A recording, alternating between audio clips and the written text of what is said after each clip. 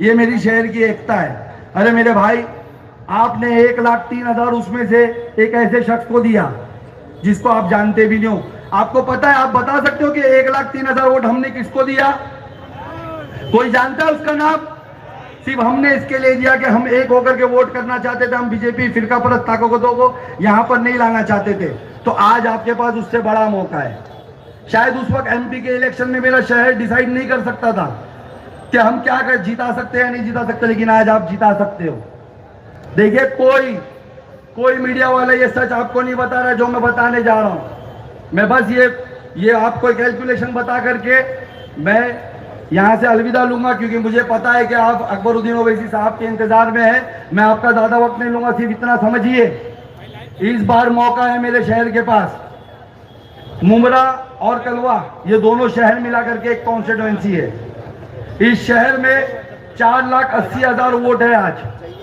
इन 4,80,000 vote में से 2,10,000 vote कलवा के हैं, 2,10,000 वोट कलवा के हैं और 2,70,000 वोट आपके हैं, मेरे शहर के हैं। आप अगर 50% वोटिंग्स को भी पकड़ोगे ना, तो भी वहां पर 1,52% पकड़ते 1,10,000 वोट होंगे कलवा में। यहां पे हम अगर 52 पकड़ते हैं तो 1,40,000 वोट होंगे। आप बताएं, 1,10,000 ज्यादा है या 1,40,000? क्या ज्यादा है, मुमरा ज्यादा है या कलवा? आप सोचो, वहां 1,10,000 में कोई आपको नहीं बता रहा है। ये दोनों जो इतनी हवा बना रहे पैसे के बल पे, अरे मैं इनको बोलना चाहूंगा, पैसे दे करके रैलियां निकालना, अपनी सभाओं में पैसे पे लोगों को बिठाना, उनके लिए सभाओं में काना रख करके उनको बिठाए रखना और ये दिखाना कि ये हमारे लोग हैं, इससे वोट नहीं मिलते। वोट मोहब्बत से आई हुई पब्लिक से मिलते। और आज अगर तुझे देखना है तो यहाँ आकर के देख कैसे बिना पैसे के मोहब्बत में पब्लिक आती है। और मुझे उम्मीद है इंशाअल्लाह ताला जो पब्लिक यहाँ, जो लोग आवाम यहाँ जमा है, इंशाअल्लाह ताला वो इस बार इसी एकता के साथ वोट करेगी। 2020 तारीख 20 नवंबर को 9 नंबर के बटन पे पतंग के निशान पे वोट करेगी। 23 को मेरा शहर जश्न मनाएगा ढोल और ताशों के साथ।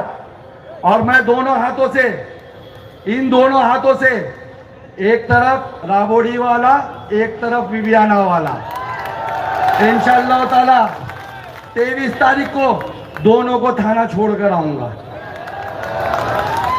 अब इस शहर में हिस्सेदारी वाला नहीं चलेगा, इस शहर में हकदार वाला चलेगा। हकदार, क्या मेरा हक नहीं है आपके वोटों पे? क्या मेरा हक नहीं है आपके वोटों पे? क्या मेरी जमात का वोट नहीं है आपके, हक नहीं है आपके वोटों पे? मैं जो कैलकुलेशन बता रहा था पहले उस पे आते। आप सोचे, मैं सच बता रहा हूं, आप लोग गूगल सर्च करिए। 11 उम्मीदवार है मेरे शहर में इस बार इस कॉन्स्टिट्यूएंसी में। उसमें से 8 उम्मीदवार कलवा से है। कलवा से, जहां पर 1,10,000 वोट होने हैं, वहां पर एनसीपी शरद पवार गुट का उम्मीदवार है। वहां पर एनसीपी अजीत पवार गुट का उम्मीदवार है जो बीजेपी का सहयोगी पार्टी है। वहां पर मनसे का उम्मीदवार है। वहां पर वंचित बहुजन आघाड़ी का उम्मीदवार है। वहां पर भाजपा का उम्मीदवार है। वहां पर महाराष्ट्र निर्भय पार्टी का उम्मीदवार है। और ये सब लोकल है वहां के, इनमें से कोई भी बुमराह का नहीं है। वहां एक आजाद उम्मीदवार मेरी बहन है, वो भी लोकल है वहां पर। और फिर आपका भाई MIM का है।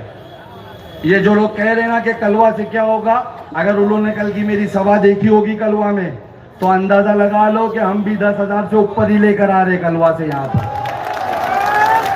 8 जन में वोट बचने वाले हैं। और मुमरा में अभी आप जवाब दीजिए, क्या आप आपका कब्रिस्तान चोरी करने वाले को वोट दोगे? स्लॉटर हाउस चोरी करने वाले को वोट दोगे? आपके बच्चों की तालीमी इदारों की जमीनों को चोरी करने वालों को वोट दोगे? तोरण लाने वाले को वोट दोगे? बंटी तू गया। दूसरा मुझे बताए, आपके मस्जिदों पे हमला करने वाली पार्टी को वोट दोगे?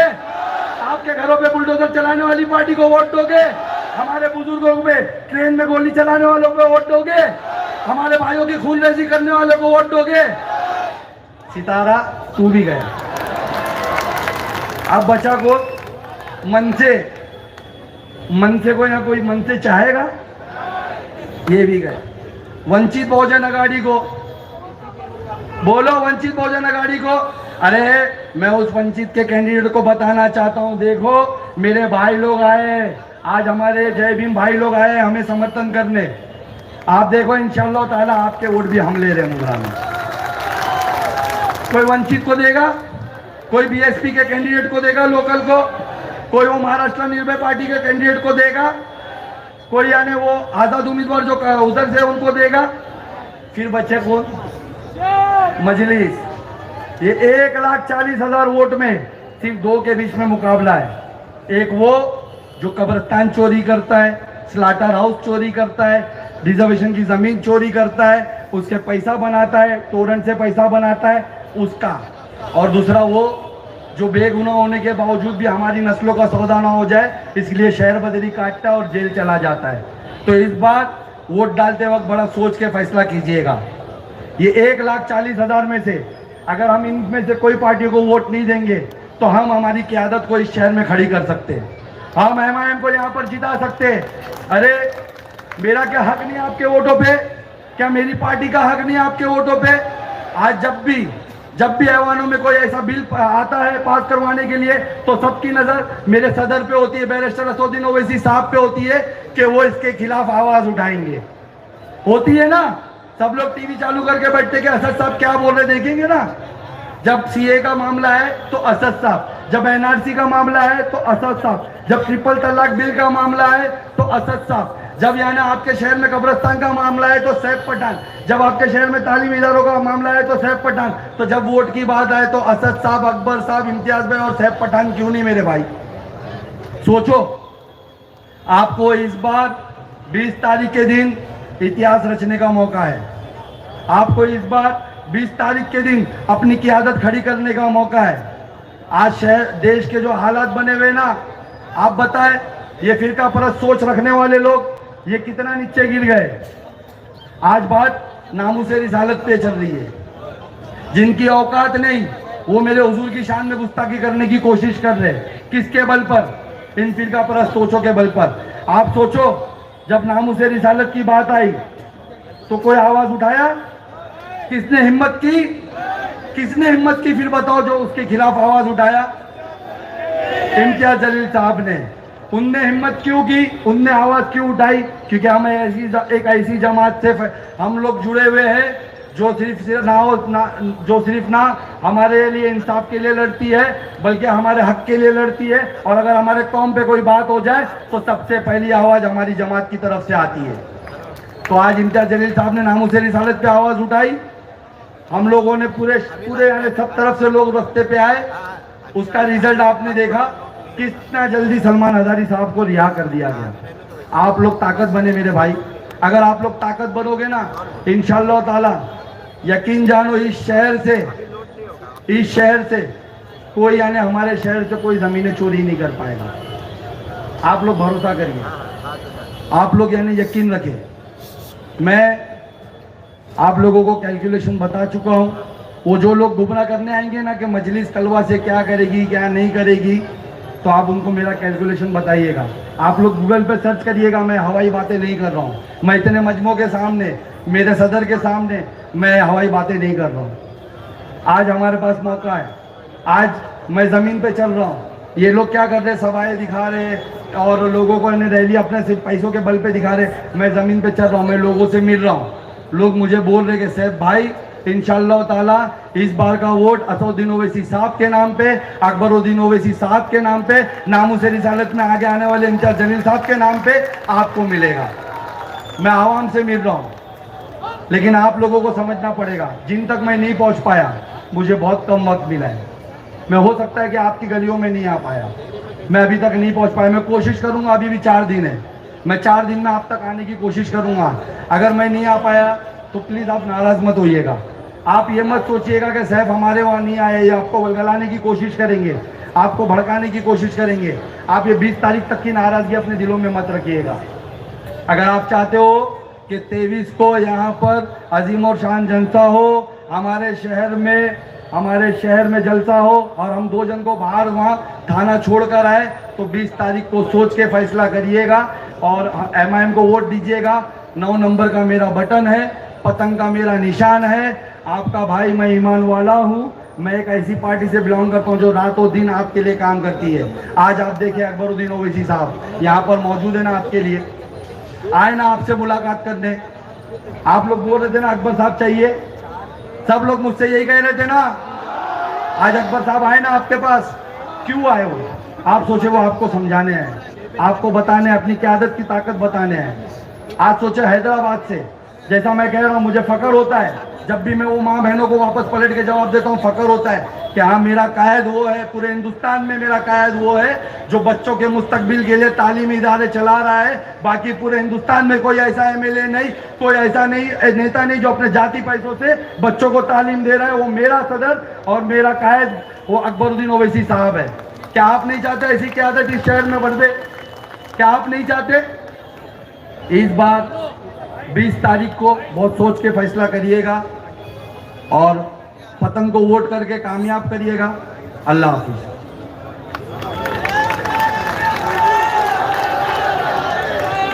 ये थे जनाब हमारे सरफराज उर्फ साहब पठान साहब, जिन्होंने बड़ी बेबाकी के साथ आपके अपने सारे मुमरा के हालात पे आगाह किया। लिहाजा इसी मुमरा सरजमीन से मेरी एक बहन ने एक आशार भेजा है, अकबरुद्दीन ओवैसी साहब के नजर करना चाहती है कि कुछ देर की खामोशी है फिर शोर आएगा। कुछ देर की खामोशी है फिर शोर आएगा। आज इंतजार का वक्त है, कल हमारा भी दौर आएगा। लिहाजा वक्त के हालात में देखते हुए, बातों को आगे बढ़ाते हुए हम दावत देना चाहते हैं हमारे फ्लोर लीडर जनाब बैरिस्टर। हमारे मंच पे कुछ पार्टियों के बहुत सारे दानिशमंद लोग आए हैं अपने। डॉक्टर बाबा साहब अम्बेडकर राष्ट्रीय परिवर्तन पक्ष जय भीम को लेकर के आए हैं अध्यक्ष जनाब नरसिंह दत्तू गायकवाड़ समुद्र साहब। जोरदार तालियों से स्वागत करें। जय भीम जय भीम जय भीम जय भीम।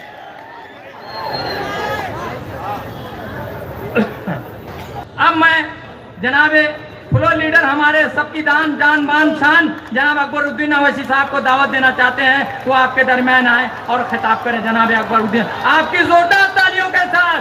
तेरा मेरा रिश्ता क्या, तेरा मेरा रिश्ता क्या।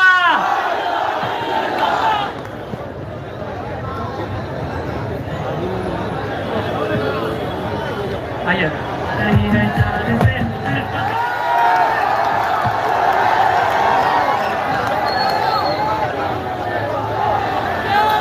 औज़ु बिल्लाहि मिनश शैतानिर रजीम।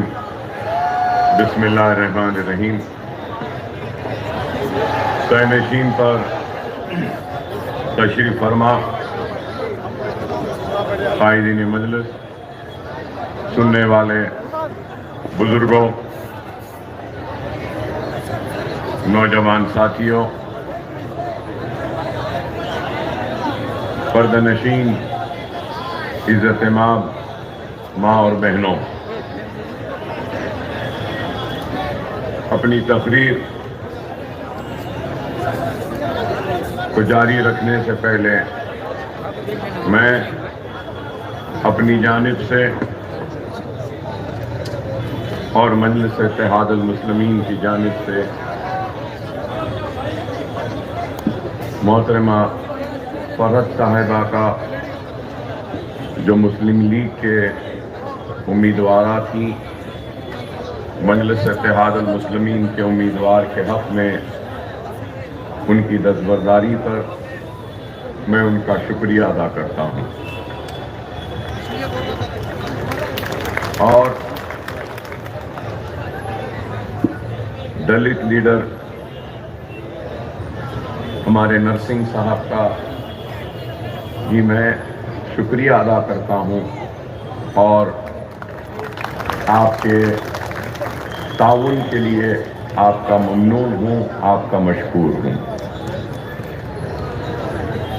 आम आदमी पार्टी को जो यहाँ आपके शहर में लाए रौनक सलाहुद्दीन साहब का भी मैं और मेरी जमात मजलिस इत्तेहादुल मुस्लिमीन की जानिब से मजलिस इत्तेहादुल मुस्लिमीन में आपकी शमूलियत पर मैं आपको मुबारकबाद देता हूं और आपका शुक्रिया अदा करता हूं। और हमारे शिया आलिम दीन नजमुल हसन साहब का भी मैं शुक्रिया अदा करता हूं कि आपने अपने दुआओं से, अपने ताउन के ज़रिए मजलिस इत्तेहादुल मुस्लिमीन के उम्मीदवार की तायीद में आज इस जलसे में शिरकत की और आप अपने शिया बरादरी के सारे लोगों में मजलिस इत्तेहादुल मुस्लिमीन की तायीद के लिए आप जो ऐलान कर रहे हैं, इसके लिए भी मैं आपका ममनून हूँ और मशकूर हूँ। जनाब रफ़त शेख साहब, सैयद पठान साहब घरों में बैठकर सुनने वाले बुजुर्गों, नौजवान साथियों और मेरी इज़्ज़त माँ, पर्दा नशीन माँ और बहनों, इंतखाबात का वक्त है। इंतखाबी सरगर्मियां अपने उरूज पर हैं और 20 तारीख को महाराष्ट्र की आवाम मुख्तलिफ हलक़े-जात में अपने पसंद के उम्मीदवार का इंतखाब करेंगे और इस उम्मीद के साथ उम्मीदवारों का इंतखाब करेंगे कि वो अपने हलक़े की आवाम की आवाज़ बनकर ऐवान में जाएगा और उनके मसाइल को, उनके तकालीफ को, उनकी मुसीबतों को और उनके बुनियादी सहूलतों के, उनके हलक़े के बच्चों के तालीम के और दूसरे मसाइल को उठाएगा। और महाराष्ट्र की असेंबली का अब 15वां इंतखाब होने जा रहा है। हिंदुस्तान की आज़ादी से लेकर आज की तारीख तक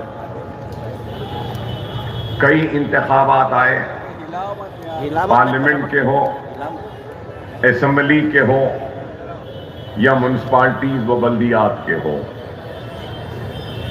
और इस इंतखाबात में हिंदुस्तान की अवाम ने बढ़ चढ़ कर हिस्सा लिया और इंतखाब और जमहूरियत के इस सबसे बड़े जश्न को हर वक्त कामयाब किया।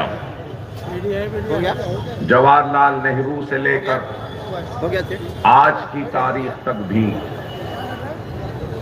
हिंदुस्तान की आवाम ने और बिलखुसूस हिंदुस्तान की मजलूम और कमज़ोर अक़लियत मुसलमान ने हर किसी का साथ दिया, इस उम्मीद, इस तवक्को के साथ कि हमारे मसाइल पे तवज्जो होगी, हमारी मुख्तलिफी दूर होगी, हम पे जुल्म नहीं होगा, हमारे साथ इंसाफ होगा।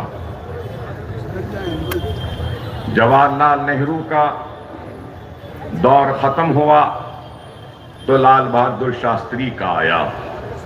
लाल बहादुर शास्त्री के बाद इंदिरा गांधी का दौर आया, तो इंदिरा गांधी के बाद मोरारजी देसाई का दौर आया, फिर इंदिरा गांधी आए, उसके बाद में फिर राजीव गांधी का दौर आया, राजीव गांधी के बाद वीपी सिंह का दौर आया, देवे गौड़ा का दौर आया, चंद्रशेखर राव आई के गुजराल,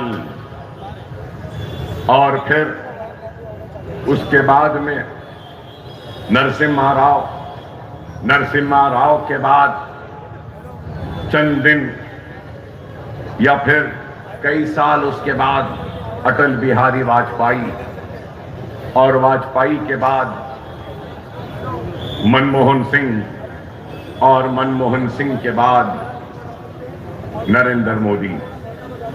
मैं बताना ये चाहता हूं, आपके सामने इस बात को रखने की कोशिश कर रहा हूं, समझाने की कोशिश कर रहा हूं कि मुसलमानों ने हर एक का साथ दिया।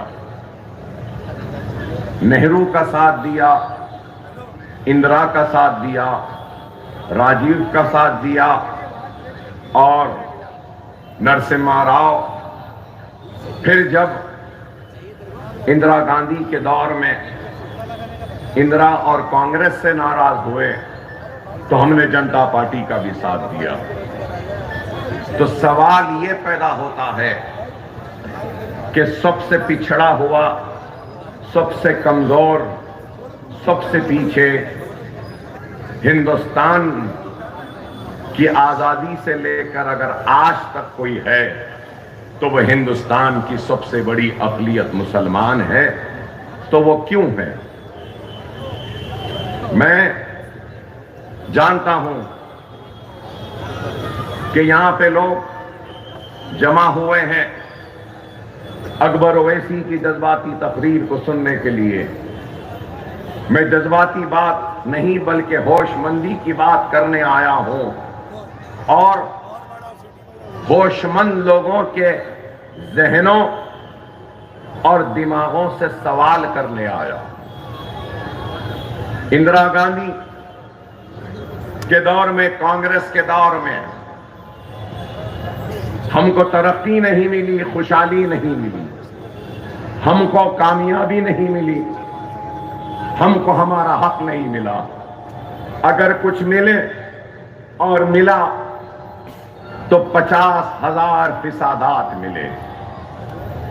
कभी मलियाबाद का फिसाद तो कभी हाशमपुरे का फिसाद, कभी लखनऊ का फिसाद तो कभी भिवंडी का फिसाद, कभी मुंबई का फिसाद तो कभी हैदराबाद का फिसाद। बहरहाल 50,000 फिसादात के जरिए हमारी जानों को, हमारी आबादियों को और हमारे अमलाक को, हमारे कारोबार को तबाह व बर्बाद किया गया।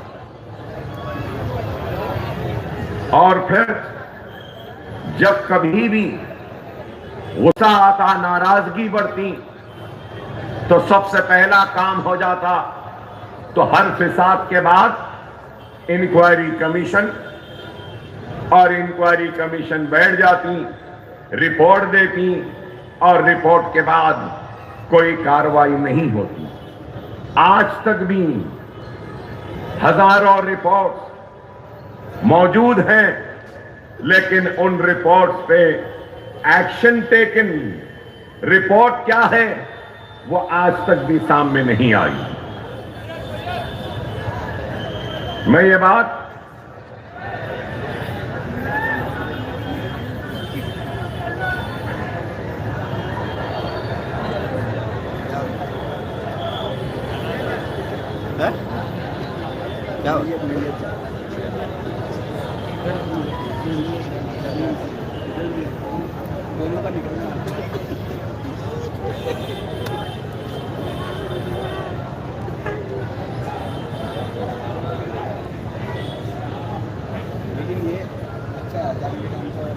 तो भी तो बंद किया था जाके।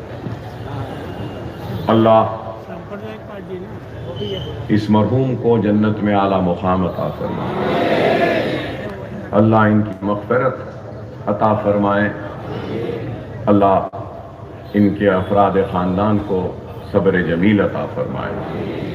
आवाम बहुत थी, गड़बड़ हलचल हो जाती, नहीं तो मैं भी आगे बढ़कर जनाजे को ज़रूर अपना खाना देता। तो मैं आपसे यही बात कह रहा था कि जब जब बरहमी, नाराजगी, गुस्सा बढ़ा तो इंक्वायरी की कमेटीज बना दी गई। मैं याद दिलाना चाहता हूं कि इंदिरा गांधी के दौर में भी एक कमीशन बनाया गया था जिसका नाम गोपाल सिंह कमीशन था। और वो कमीशन किस लिए बनाया गया था? वो कमीशन मुसलमानों की पसमानदगी, मुसलमानों के पिछड़ेपन को देखने के लिए बनाया गया था। तो उस कमेटी ने भी अपनी रिपोर्ट दी और रिपोर्ट में यही कहा कि पिछड़ा हुआ सबसे कमजोर अगर इस मुल्क में कोई है तो वो हिंदुस्तान की सबसे बड़ी अक़लियत मुसलमान है, और उनके साथ अगर कोई पिछड़ा हुआ है तो वो दलित है। ये रिपोर्ट गोपाल सिंह की आई। उसके बाद में क्या हुआ? क्या कोई एक्शन टेकन हुआ? कई कमीशंस बने। महाराष्ट्र में भी कमीशन बना था, स्टेट गवर्नमेंट की जानिब से भी, रहमान साहब की महमूद रहमान कमेटी बनी थी। क्या हुआ? फिर उसके बाद आपको याद होगा कि सच्चर कमेटी भी बनी, और सच्चर कमेटी के बाद भी आज क्या है? आज आपको और हमको इस बात पे गौर और फिक्र करना है। हम हमारे गुस्सों को ठंडे करने के लिए कमीशंस बनाए जाते हैं, हमारी नाराजगी को दूर करने के लिए ऐलानात किए जाते हैं, हथेली में जन्नत दिखाई जाती है, लेकिन हकीकत में हमारा हाल आज सबसे बदतर हो चुका। हम सबसे पीछे, सबसे पिछड़े हुए हो गए। और अगर आज मैं यहां खड़े होकर मुसलमान की पसमानदगी की बात करता हूं, दलित की पसमानदगी की बात करता हूं, या मराठा समाज को अपनी ताईद का ऐलान करता हूं रिजर्वेशन के लिए, तो लोगों को बुरा दिखता है कि ये भड़काऊ बात कर रहे हैं। हक मांगना भड़काना नहीं है, जुल्म के खिलाफ आवाज उठाना भड़काऊ नहीं है। इस मुल्क में, इस मुल्क की तरक्की, इस मुल्क की खुशहाली, इस मुल्क की नेकनामी मैं अपना हिस्सा मांग रहा हूं, तो क्या ये भड़काऊ है? क्या ये गुनाह है? हिंदुस्तान की सियासत में हर एक की अपनी आवाज है, हर एक की अपनी आवाज है।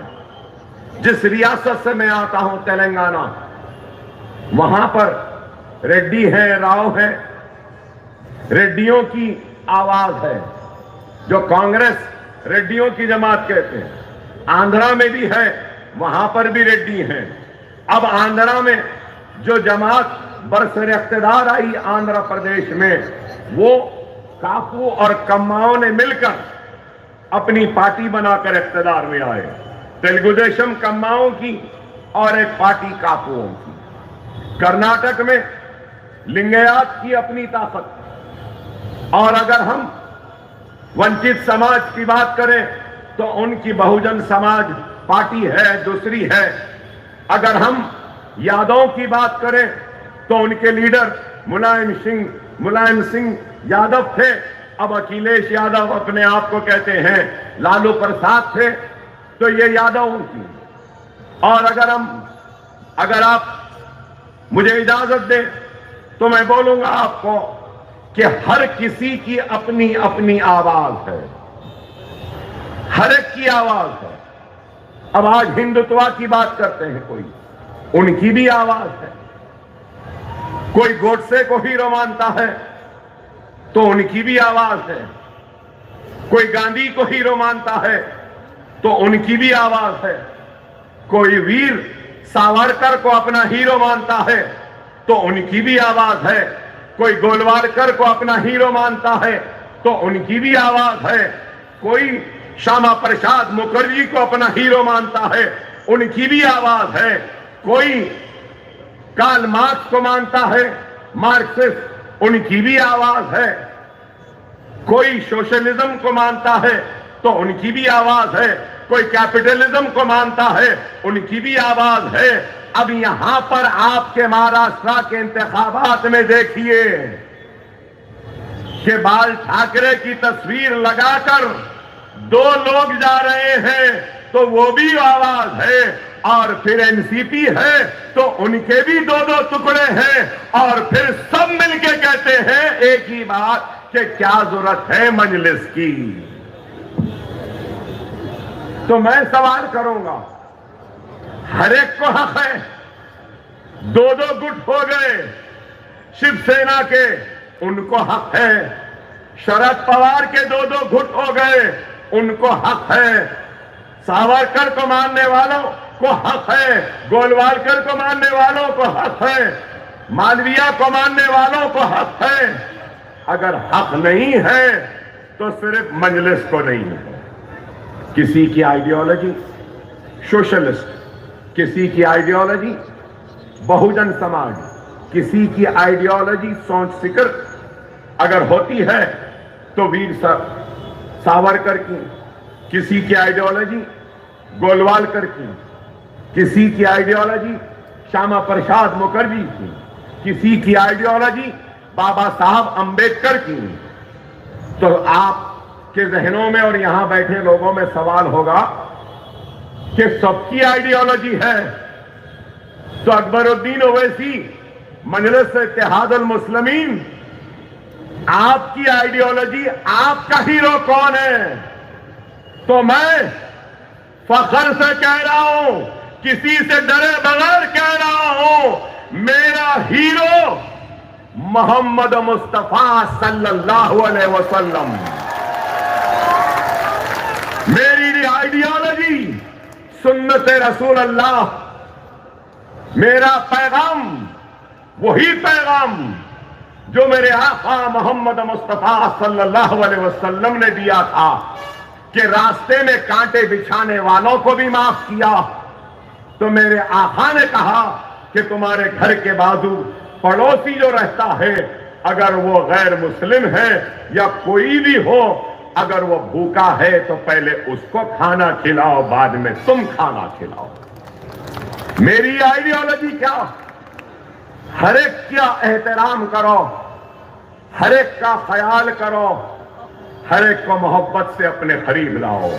मेरे आका मोहम्मद मुस्तफा सल्लल्लाहु अलैहि वसल्लम ने इस्लाम का पैगाम तलवार की नोक से नहीं, बल्कि अपने अखलाक, अपनी सुन्नत और अपने नरम दिली से दुनिया को जीता और इस्लाम को कबूल करने के लिए लोगों को राजी किया। फाते मक्का हुए, फाते मक्का हुए तो सर झुका था, आंखें नीची थी। लोगों ने पूछा, या रसूल अल्लाह, हम फाते हैं, फिर आपकी गर्दन झुकी क्यों, नजर नीचे क्यों? तो मेरे हीरो, मेरे आका मोहम्मद मुस्तफा सल्लल्लाहु अलैहि वसल्लम इरशाद फरमाते हैं कि मैं उन लोगों को शर्मिंदा नहीं करना चाहता जिन्होंने मेरे रास्ते में कांटे बिछाए थे, इसलिए मैं अपनी गर्दन को झुकाया हुआ हूं और नजरों को नीचे किया। नमाज ईद को गए मेरे आका, मेरे हीरो मोहम्मद मुस्तफा सल्लल्लाहु अलैहि वसल्लम ईदगाह के पास देखते हैं कि एक बच्चा रो रहा है, तो मेरे हीरो, मेरे आका फौरन रुक जाते, पूछते हैं, बताए मासूम, तो ईदगाह को क्यों नहीं आ रहा है? तो वो मासूम कहता है कि मैं यतीम हूं, ऐ मोहम्मद रसूलुल्लाह, मेरा कोई नहीं मुझे नहलाने धुलाने तैयार करने वाला, इसलिए ऐसा बैठा हूं। तो ईदगाह से घर जाते हैं और हजरत बीबी फातिमा से कहते हैं कि फातिमा, हसन हुसैन के कपड़े हैं तो पहना दो। हजरत फातिमा रज़ियल्लाहु ताला अन्हा नहलाते हैं, धुलाते हैं, खुशबू लगाते हैं और नए कपड़े पहनाते हैं। तो अपनी आदत की तरह रसूलुल्लाह की आदत थी, जब भी ईदगाह को जाते तो एक तरफ इमाम हसन तो दूसरी तरफ इमाम हुसैन। तो रसूलुल्लाह ने इमाम हसन को ले लिया इधर, हुसैन को ले लिया और यतीम को अपने खाने में डालकर नमाज के लिए ईदगाह के लिए रवाना हुए। ये मेरे हीरो हैं, मेरी ये आइडियोलॉजी। हर एक को आजादी,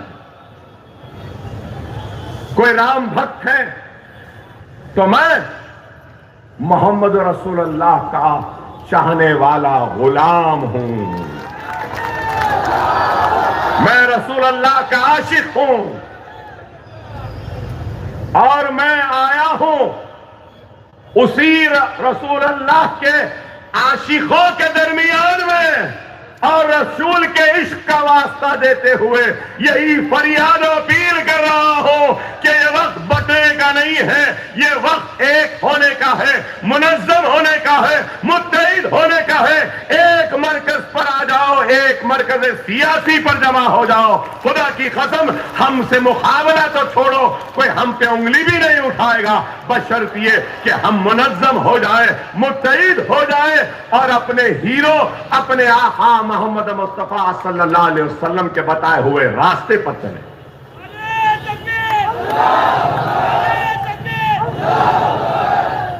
मेरा सवाल है, जब सबकी आवाज है तो मेरी आवाज क्यों नहीं? मैं क्या चाहता हूं? मैं मतलब अकबरुद्दीन ओवैसी और हिंदुस्तान के मुसलमान क्या चाहते हैं?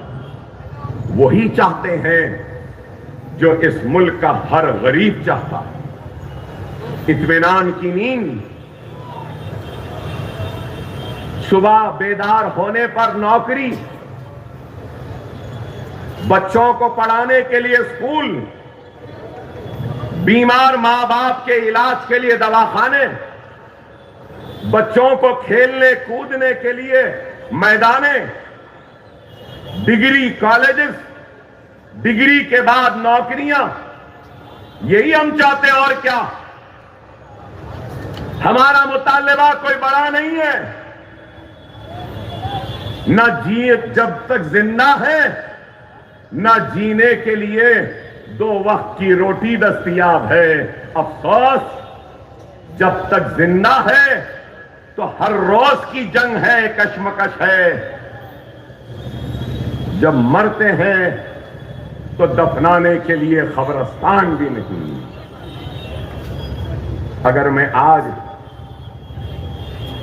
इन छोटी छोटी चीजों की जरूरत के लिए और जमहूरियत में हिस्सेदारी मांगता हूं और जमहूरियत में इंतखाबात के जरिए अपने हक को हासिल करना चाहता हूं, तो लोग हमको बुरा कहते हैं, हमको भड़काऊ कहते हैं। अरे मैं पूछना चाहता हूं, मैं जानना चाहता हूं, और मेरा सवाल का अगर जवाब है तो दो। मेरा सवाल यही है, क्या मेरा इंतखाब लड़ना जमहूरियत को मजबूत करना है या नहीं? यह मेरा इंतखाब लड़ना खुद इस बात की दलील है कि मुझे जमहूरियत पर यकीन है और जमहूरी जिद्दोजहद पर यकीन है, और मैं इंतखाबात के जरिए अपने मसाइल को अवाम के सामने रखकर अगर कामयाब होता हूं तो इन मसाइल को ऐवान में ले जाकर वक्त के हुक्मरानों को न सिर्फ मुतवज्जे करवाऊंगा बल्कि बताऊंगा कि ये मेरे मसाइल हैं, इन मसाइल को हल करो।